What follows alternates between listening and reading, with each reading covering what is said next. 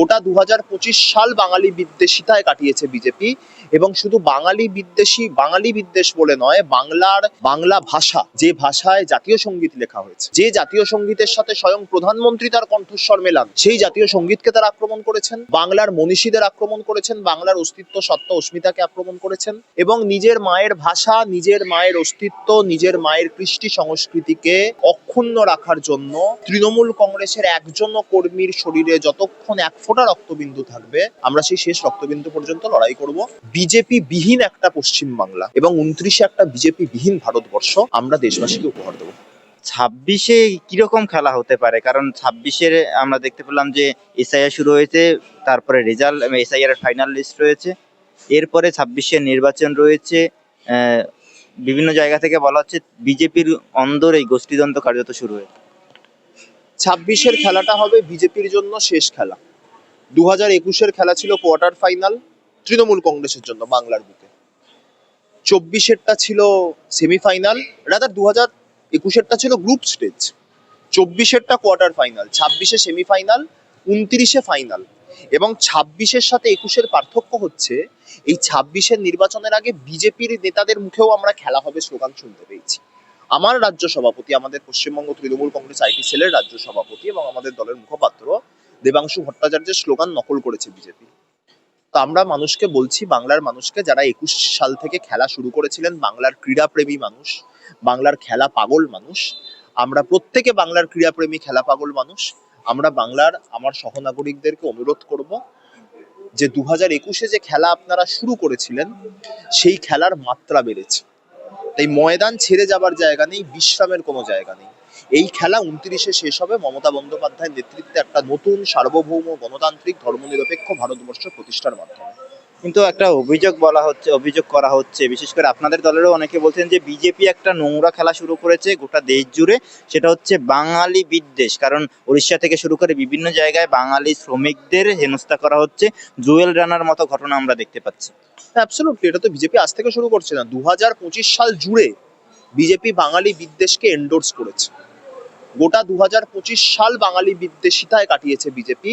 এবং শুধু বাঙালি বিদ্বেষ বলে নয়, বাংলা ভাষা, যে ভাষায় জাতীয় সঙ্গীত লেখা হয়েছে, যে জাতীয় সঙ্গীতের সাথে স্বয়ং প্রধানমন্ত্রী তার কণ্ঠস্বর মেলান, সেই জাতীয় সঙ্গীতকে তারা আক্রমণ করেছেন, বাংলার মনীষীদের আক্রমণ করেছেন, বাংলার অস্তিত্ব সত্তা অস্মিতাকে আক্রমণ করেছেন, এবং নিজের মায়ের ভাষা, নিজের মায়ের অস্তিত্ব, নিজের মায়ের কৃষ্টি সংস্কৃতিকে অক্ষুণ্ণ রাখার জন্য তৃণমূল কংগ্রেসের একজনও কর্মীর শরীরে যতক্ষণ এক ফোঁটা রক্তবিন্দু থাকবে, আমরা সেই শেষ রক্তবিন্দু পর্যন্ত লড়াই করব। এবং আমি যেমনটা আপনাকে বললাম, বিজেপি বিহীন একটা পশ্চিমবাংলা এবং 29-এ একটা বিজেপি বিহীন ভারতবর্ষ আমরা দেশবাসীকে উপহার দেবো। হ্যাঁ, এই লড়াইয়ের জন্য আগামী দিনে কি অভিষেক বন্দ্যোপাধ্যায় নন্দীগ্রামের দিকে এগোতে পারেন, নন্দীগ্রাম থেকে প্রার্থী হতে পারেন? কারণ একটা কথা বলা হচ্ছে যে নন্দীগ্রামে সেবাশ্রয়ের মতো কোনো প্রকল্পের দরকার নেই, কারণ শুভেন্দু অধিকারী নন্দীগ্রামের মানুষের পাশে সবসময় থাকেন। দেখুন, অভিষেক বন্দ্যোপাধ্যায় কোথায় প্রার্থী হবেন বা হবেন না সেটা একান্তই দলের ব্যক্তিগত সিদ্ধান্ত, এটা দলগত সিদ্ধান্ত। দল সিদ্ধান্ত নেবে যে অভিষেক বন্দ্যোপাধ্যায় কোথায় প্রার্থী হয়ে প্রতিদ্বন্দ্বিতা করবেন। তিনি 7.5 লাখ ভোটে, প্রায় 7,10,000 ভোটে ডায়মন্ড হারবার থেকে নির্বাচিত। যদি দল মনে করে যে নন্দীগ্রামে তাকে প্রয়োজন, তিনি নিশ্চিতভাবে প্রতিদ্বন্দ্বিতা করবেন। কিন্তু এই কলটা মমতা বন্দ্যোপাধ্যায় দলনেত্রী, জননেত্রী, বাংলার জনগণমন অধিনায়িকা হিসাবে তিনি তৃণমূল কংগ্রেসের প্রার্থী তালিকা নির্বাচন করেন। তিনি যদি মনে করেন, অভিষেক বন্দ্যোপাধ্যায় তো নিজেই জানিয়েছেন যে মমতা বন্দ্যোপাধ্যায় তাকে যদি নির্দেশ দেন, যা নির্দেশ তাকে দেওয়া হবে তিনি সেই নির্দেশ অক্ষরে অক্ষরে পালন করবেন। এবং নন্দীগ্রামে দুটো মডেল সেবাশ্রয় ক্যাম্প সংগঠিত হতে চলেছে, খুব সম্ভবত 15ই জানুয়ারি বা 15ই ফেব্রুয়ারির পর থেকে। গতকালকেই তিনি বলেছেন সাংবাদিক সম্মেলনে। এবং একই সাথে শুভেন্দুর নন্দীগ্রামের মানুষের পাশে থাকার বিষয়টা এইরকম যে, আপনাদের নিশ্চিতভাবে মনে থাকবে 2024-এর লোকসভা নির্বাচন যেদিন তমলুকে নির্বাচন হবে, তার আগের দিন 24 ঘন্টা আগে নন্দীগ্রামে একটি খুন হয়। শুভেন্দু সেই নন্দীগ্রামের খুনকে সামনে রেখে তার রাজনৈতিক স্বার্থ চরিতার্থ করেছিল। তো নন্দীগ্রামের শুভবুদ্ধি সম্পন্ন সুধী সজ্জন মণ্ডলী, শহীদ পরিবারের সদস্যা, যারা নন্দীগ্রামে আন্দোলন করে সিপিএম বিহীন করে দিয়েছেন পশ্চিম বাংলাকে, সেই নন্দীগ্রামের মানুষ, নন্দীগ্রামের সুধী সজ্জন মণ্ডলী, তারা নিশ্চিতভাবে সিদ্ধান্ত নেবেন ভবিষ্যতে যে তারা শুভেন্দু অধিকারীর আহ, হিংসাত্মক যে কর্মকাণ্ড সেটাকে এন্ডোর্স করবেন, নাকি অভিষেক বন্দ্যোপাধ্যায় মমতা বন্দ্যোপাধ্যায়ের মতো নেতৃত্বদেরকে নন্দীগ্রামে এনে সেবাশ্রয়ের মতো গণ উদ্যোগকে তারা প্রতিষ্ঠিত করবেন নন্দীগ্রামে, এই সিদ্ধান্ত তাদের নিতে হবে।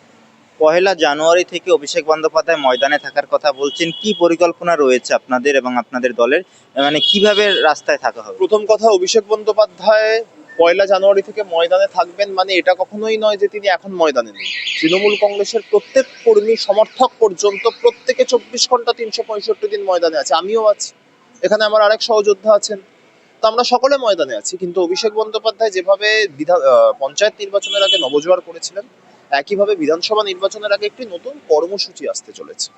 তো গতকাল অভিষেক বন্দ্যোপাধ্যায় সেটা ক্লিয়ার আউট করেছেন কিভাবে কিভাবে কি হবেন। এবার যবে থেকে 1 জানুয়ারি আসবে, ইংরাজি নববর্ষের শুরুর দিন থেকে আমাদের দলের 28তম প্রতিষ্ঠা দিবস, সেই দিন থেকে অভিষেক বন্দ্যোপাধ্যায় ময়দানে থাকবেন এবং কিভাবে সেই কর্মসূচি রূপায়িত হবে সেগুলো আপনারা আমরা প্রত্যেকে দেখতে পাবো। এটা আপাতত মানুষের জন্য সারপ্রাইজ থাক।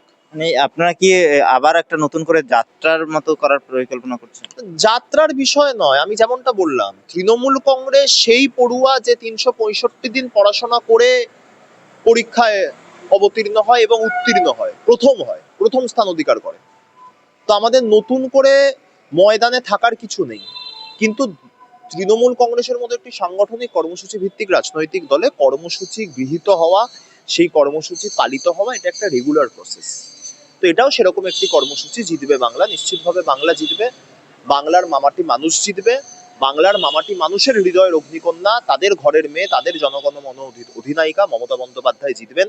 মমতা বন্দ্যোপাধ্যায়ের ছবি, ঘাসের ওপর জোড়া ফুলের প্রতীকটাকে কাঁধে নিয়ে, যিনি সারা বাংলা জুড়ে তার মমতা বন্দ্যোপাধ্যায়ের লড়াই সংগ্রামের ইতিহাসকে আরো বেশি মাত্রায় মানুষের কাছে ছড়িয়ে দেবেন, মানুষকে আরেকটু মনে করিয়ে দেবেন, তিনি অভিষেক বন্দ্যোপাধ্যায়। বলা হচ্ছে বিজেপির তরফ থেকে যে এটাই শেষ সুযোগ, 26এই তৃণমূল কংগ্রেসকে হারাতে হবে, নইলে বাংলার যে জনবিন্যাস পাল্টে যাচ্ছে সেটা পুরোপুরি একদম ধ্বংসের দিকে এগিয়ে যাবে। আরে বাংলা কেন, ভারতবর্ষের জনবিন্যাস পাল্টে যাচ্ছে। বিজেপির রাজ্যসভার সাংসদ বলে দিয়েছে ভারতবর্ষের প্রধানমন্ত্রী পাকিস্তানি বাংলাদেশ, দেশের জনবিন্যাস পাল্টাচ্ছে। এটা আগে বিজেপি এটা নিয়ে ভাবুক। বাংলা তো ভারতবর্ষের বাইরে কোনো জায়গা নয়, বিচ্ছিন্ন কোনো দ্বীপ নয়, বিচ্ছিন্ন কোনো রাষ্ট্র নয়।